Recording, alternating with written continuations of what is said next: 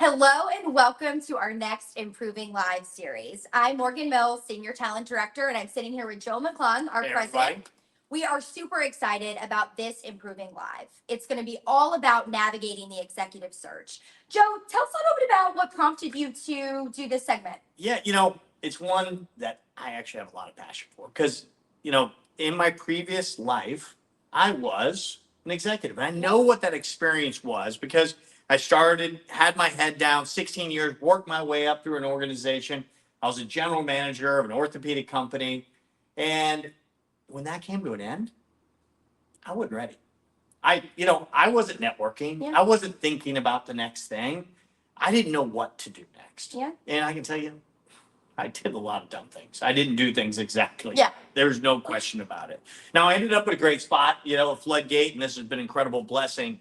But I also talked to a lot of executives every single day that were exactly the exact same spot I was. I love it. I mean, that well positions you for this and just giving such good information to the people. Say that was in your spot, right? Right. I love it.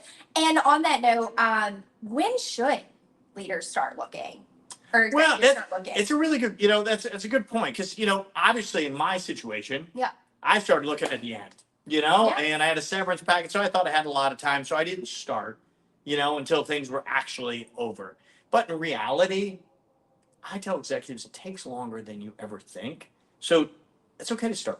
Yeah. Right? It's okay to explore, to have conversations. Because the last thing I think anyone needs to do, especially at the executive level, is to look for a job when they absolutely desperately need them. Because it's like going to the grocery store hungry. Yeah. You're going to end up with a career version of a Not want to do that. No, you do not want to do that at all. So I tell if they're thinking, if they've seen maybe a sale on the horizons, they're seeing some financial challenges, developments, whatever the input, it's okay. Start having those conversations because one of two things are going to happen. One, you're going to realize how really good you have it. Mm-hmm. And it's going to solidify you and strengthen your resolve to continue where you are. Or two, you found another great opportunity. Yeah. Either way, it doesn't hurt. Yeah. So it's okay to start having those conversations early. Yeah, absolutely. And how do you plan your search at this level, right? I mean, you said normally it's like at the end, but really it should be kind of before that. How do you plan for the search and the process, and how does that vary from maybe other levels? Yeah, so I'm not sure if this necessarily varies at other levels, but you have more career experience as an executive, right? So what I would say is start with the end in mind, kind of like Stephen Covey always would talk to you about. And we have a little thing we call the best fit calculator. It's just a way to take a step back and go, what was important? Yeah. What do I really want from this next role?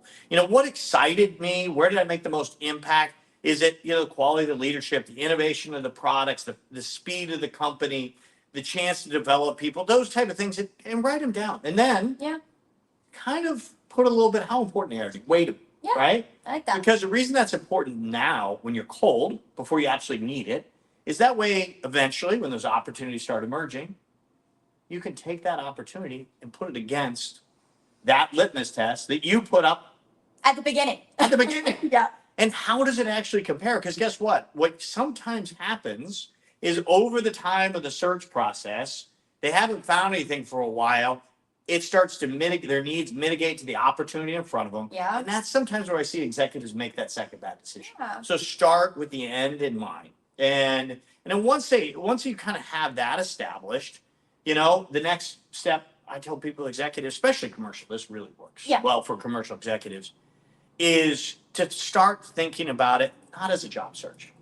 I mean, I hadn't looked for a job in 16 years, right? Yeah. Most of the people I talk to, they're like, I haven't done this since college. I've been tapped every time. Yeah. So you don't know what you're doing there.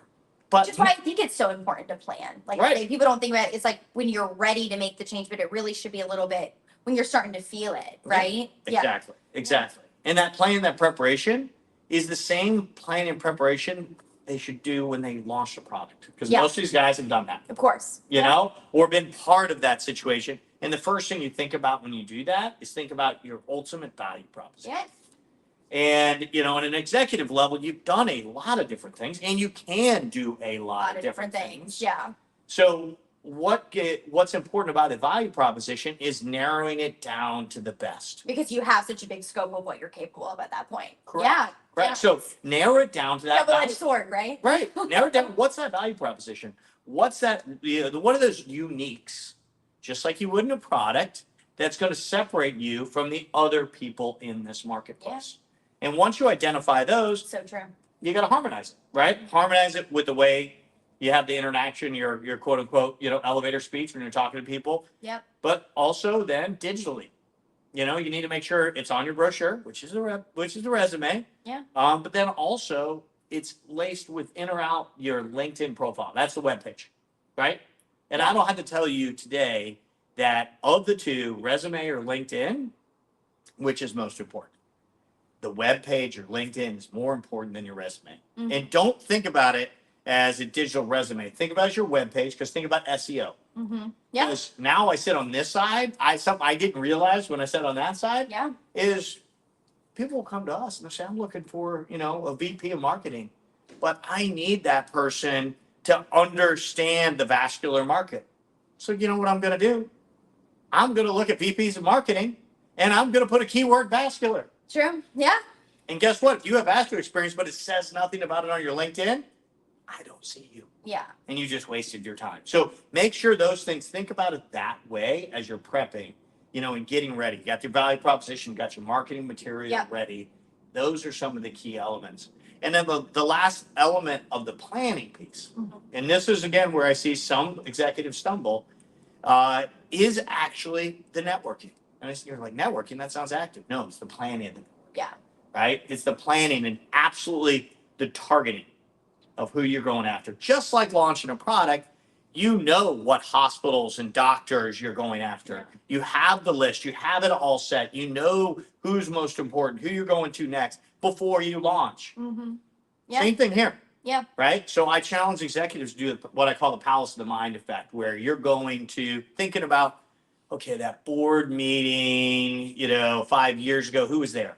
I was at AAOS at, who did I interact with there? The last couple companies, and systematically writing down everyone you can think of before you start. So once you have those things, I think you're prepared to begin your search process. Absolutely. And we always, just to piggyback off networking, I think we always say that should be at the top of your planning, I think, is tapping your network. And at the executive level, those opportunities typically, and correct me if I'm wrong, are more far and few. So tapping into those people or those startups or those opportunities that might not be there, but when they are there, you're that first call to be able to take that company to the next level. Or is that safe to assume? So, oh, of course. I mean, you said that right, Maureen, is that this is, in the executive level, one, there's less roles. Yeah. Two, most great companies, what they do is they prepare their people and they develop them within. Or they want to grab someone who will take that company to the next level. Right. So there's less of those. So it is that network. And reality is, and this is, hey, as an executive recruiter myself, it's not, I wish it wasn't the case, but 83% of positions are actually filled through network. So having that plan of how you market, how you network is absolutely crucial in this stage. Cool. Yeah. And then on that, how, I think a part of your network, if you do have a great executive recruiter that like, how do you work with executive recruiters? Yeah, it's a good question. There's a lot of false information. I, again, had no clue how it worked, right? Yeah. So what you want to do with your goal with executive recruiters is you need to make sure they know you. Mm-hmm. They need to know what you're looking for. They need to know, comp expectations, what your skill set, your value proposition, where you're targeting. But reality, they all have spheres of influence. Here at FloodGate, I think everyone should use us, but I don't know about every opportunity. Yeah. Right? Yeah. But there's so many other great colleagues that do. So you need to make sure your information and their understanding is exactly what I understand about you. So when that need emerges, I can put the two and two together. But back to the thing about networking, right? And having ability to network. So we've got the plan, right? Yep. We're going after recruiters, but how do you actually go about the networking piece? Now you have the plan. Again, I maybe it's just my years as a commercial executive, but I go back to, it's like launching that product. You got to set a goal. And guess what? networking sucks. You're going to want to clean your garage instead of making another call, right? So set a goal to. Good example, Joe. Yeah, I mean, that's cleaning your garage. So it can suck. Yeah. So, set a goal. I'm going to hit 4 a day. That's what I'm going to do. I'm going to hit 3 a day. Maybe if you already you're in a role and you're exploring your next role, maybe it's 1 a week, but stick to that number. Because otherwise you'll wait and it'll be 3 weeks, you haven't done anything. Yeah. But stick to it, just like you would expect any product launch. You stick to that and be consistent, follow up. The other thing in networking is a lot of times your people, they're not going to know of a job. They're going to know of an opportunity. They might, but a couple good questions you want to make sure you ask your network. Yeah. One, you're doing a little research. You want to understand who's exciting in the market. You've been heads down. You're looking at your company. Is ask them, hey, who's a company in this market that's exciting you? Do you know somebody there? Can you introduce me? Yeah. Because that's a great introduction. If they don't know that, another good follow-up is, when we used to work together at FloodGate, I still work at FloodGate, but we used to work at FloodGate. I was respecting you. Who's someone you feel the same about? Can you introduce me? That's a good one, yeah. Because, reality is most people aren't going to think of a job, but they all know someone they respect. Mm-hmm. And that person they respect might know somebody. Mm-hmm. And it's usually I found those tertiary connections is where the gold is. Yeah. So, it's funny. That was going to be my next question is when you're doing, your networking, how else do you provide value to people in that process itself? And I think just like you said, not every time at that level, you might have an opportunity, but you're making a connection, which then if there's not something you can do now, or there's not an opportunity now, maybe you can connect someone else with another opportunity or whatever that is, just adding value to different people throughout that. And it always comes back, I think. Yeah. So I think you were kind of landing around that, but that was my next question. Yeah. Kind of getting into that. Yeah, absolutely. You're 100% right. I mean, there is a massive power of reciprocation, Yes. That is, is a proven fact. And, and frankly, it's something that you, as an executive, you've had a lot of different experiences. So my challenge is when you're making those, connection calls, Mm-hmm. is to take a beat, look where they are, think about a way you might be able to help them. Mm-hmm. Right? Often you won't be able to play. Yeah. Right. There's just sometimes you just can't. And, but if you can, and you can say, I noticed you're in this industry. I was thinking, I know Jim who just is in this business as well. Do you know Jim? Can I make that connection for you? Yeah. Right. Think that way ahead of those calls. That way it's a reciprocation. Mm-hmm. You're going to get a lot more traction about it. The other thing I'll tell people on the networking aspect is, you've had a long career, and like all of us, we get busy. And I know some of the people you probably wrote on that list, you hadn't talked to for 12 years. And there's that hesitancy, and you're going to be like, I haven't talked to Jill for 12 years. And I'm going to call her out of the blue and ask her for a favor. And they get uncomfortable. Mm-hmm. So I asked this question. Makes sense. Yeah. But I asked people this question. If Jill called you, would you happily take the call? Good way to spin it. Yeah. Of course they would. Of course. Yeah.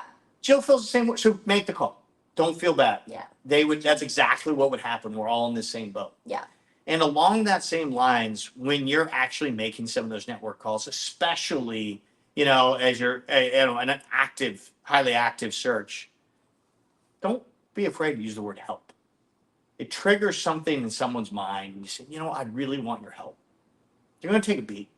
People naturally help people. I was just going to say, people like helping people. Yeah. So take a moment and use that word because it shows that vulnerability and it opens them up to get real and genuine. So, there's a couple of things as you're networking and working that process to make more impact. Absolutely. Absolutely. And then how do you navigate the executive search? Let's say you've been with an established company or a big, massive corporation, but you're wanting to transition into more of the startup. Mm-hmm. Just kind of curious how, you would go about that. Yeah, that's it. It's a really, really good point. I get a lot of executives I talk to all the time that, have been... Because they're two different animals. Right. I've had an incredible career with Medtronic and incredible career with some of the bigger, companies out there. And, for their next step, they're like, I'm going to flex those muscles I've learned here to build something, to be in a startup. That's their desire. I hear it often. Right. And I love it. It makes sense. Makes sense. But on the other side, guess what we're hearing from the clients at startups? They're concerned that they're going to be able to work in ambiguity in an under-resourced environment, right? True. Because frankly, not everyone can. So here's my challenge. If that's your desire, is think of the specific stories. Think of the the instances where maybe you had to launch a brand new diabetic product with Medtronic. I'm making this up, right? Yeah. But really help and articulate how under-resourced it was, how scrappy it was, how you had to get gritty, how you had to overcome those, and make sure you tell those stories and be prepared for those and realize that that's going to be objection up front. And like all things, who you say is the objection wins. So meet it up front. Yeah. Be prepared with the story and the example and make it a non-issue so you can win that opportunity. Absolutely. Yeah, absolutely. And then last question here, how do you determine risk versus reward in such a big shift at the executive level? Totally. Yeah, it's going to be different for every person, right? Sure. Yeah. And so, you're not going to be. It's going to be different for every person how they evaluate that.